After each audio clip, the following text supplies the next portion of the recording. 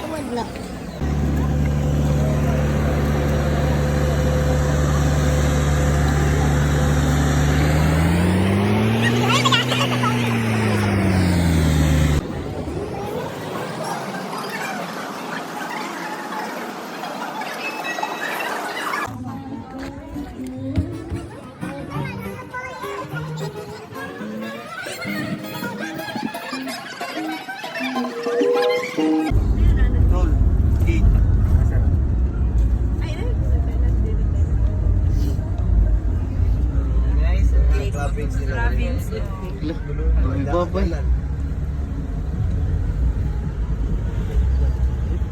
Stop.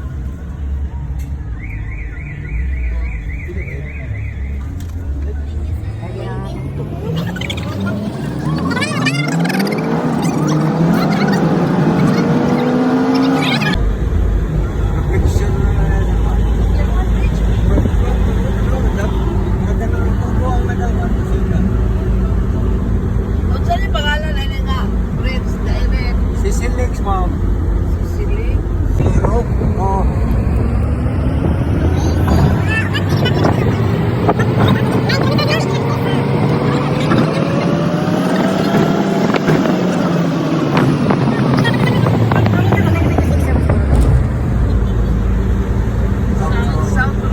Wala na SRP.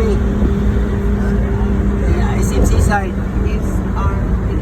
Sa SM. Kala ma'am, dako kayo. Tabok lang mo din.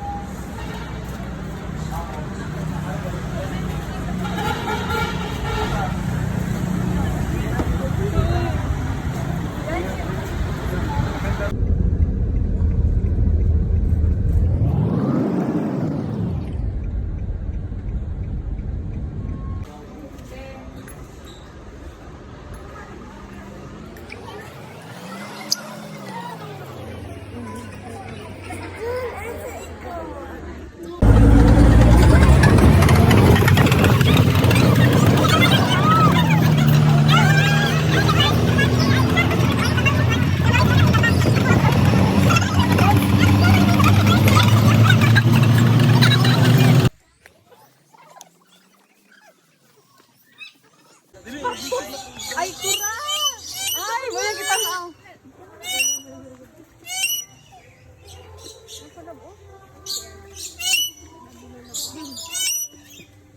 Kande, may nagano. Ano na.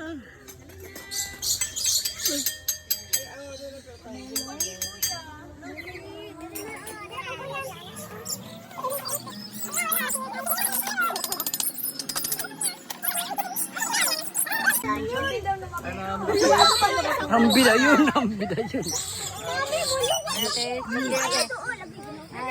Giluan yun eh.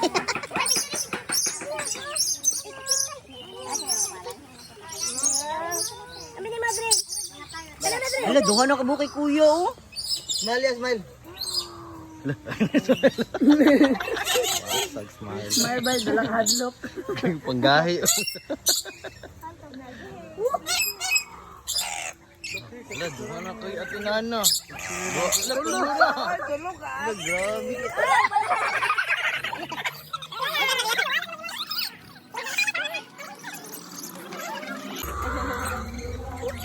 There's just one bird. Agad!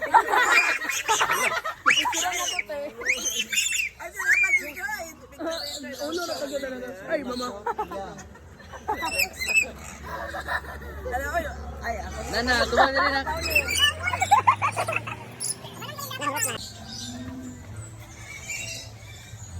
Sige,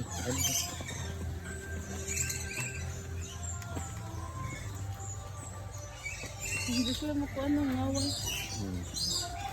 to genetic condition called leucism, which means they have a partial loss of pigmentation resulting in a pale or nearly white color. And since lions are carnivores, ma'am sir, so they consume beef or chicken and then 5 to 8 kilograms each lion every day. And diet lang na nila. Lang in the wild, here in captivity 20 to 25 years. And as of now, 7 years old pa lang na sila. But that's their average size as adult na ma'am sir. So can we 180 kilograms? So kaya nila mo dominate mas kino sa kadako sa area. Mao na sila. So daytime, poor na ilang vision, but nighttime, lion can see 6 times better in the dark than humans. Yes. And can reach speeds 80 kilometers per hour.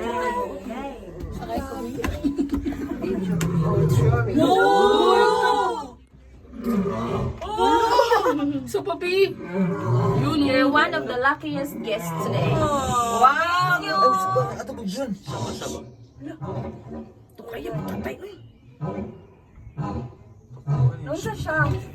Yeah, once you hear the lion's roar, ma'am sir, that's their way of communicating, to warn intruders, and to mark their territory. Yes. So again, that is Max, Jack, and Bogoy, lions that were bred and raised in cap.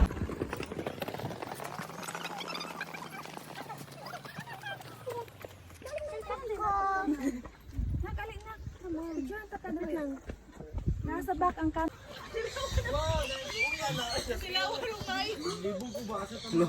Uy, sila. Ano ba ito? Sila na.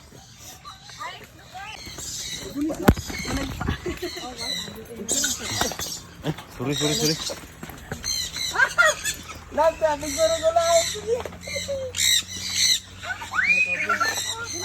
Nana, una ko na. Nalibang.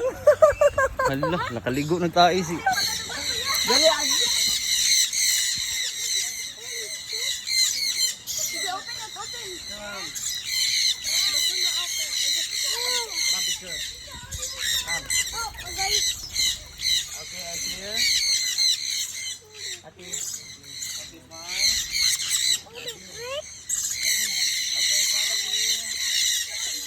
Nana, Andre, Dre. Kuya. Okay, fine. Ay, dear, kuya.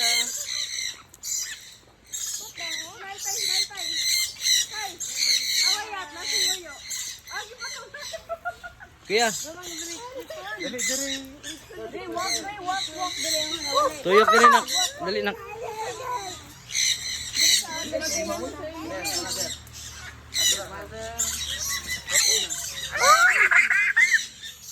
Nak, awas si tatay nak. You're biting my bracelet. Stop biting my bracelet. Gay, huy, ako. Ayaw na tan mali favorite ba ako. Ay, nana nga.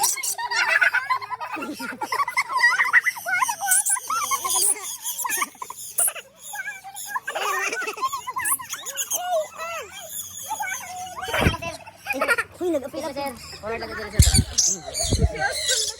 No.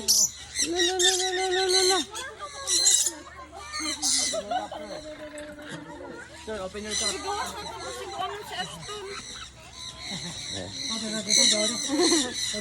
Family picture, sir. Family picture. Oh my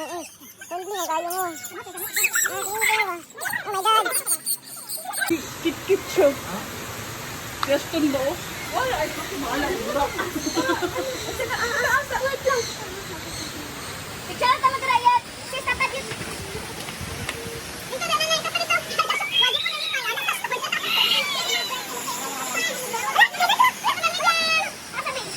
1, 2, 3, smile.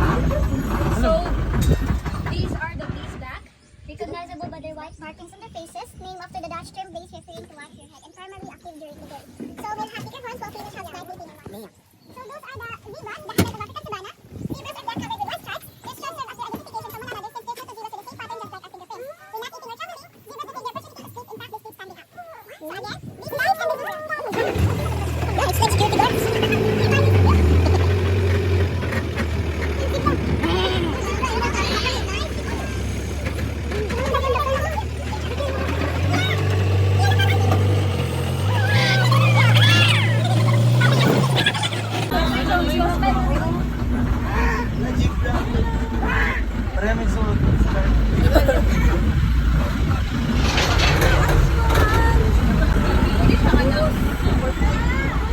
option.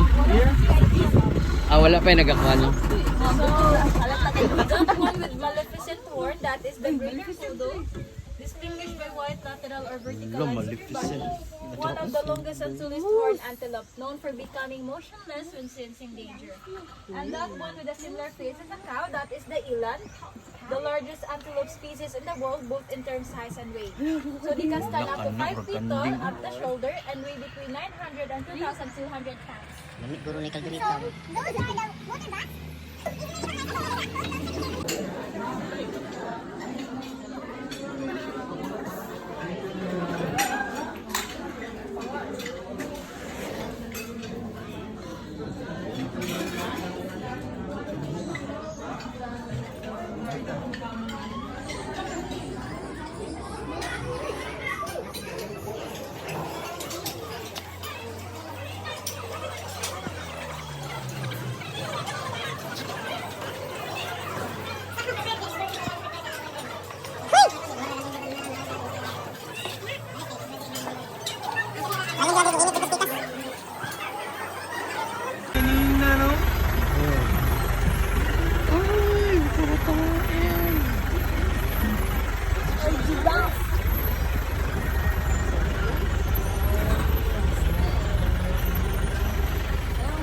Bruce!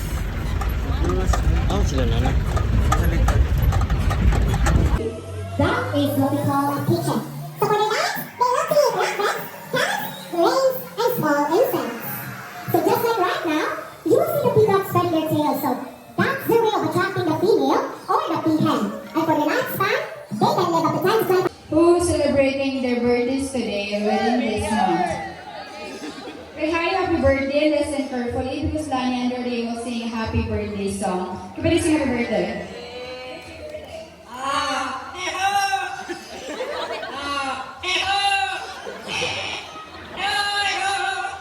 Again, sing happy birthday. No, again, sing happy birthday.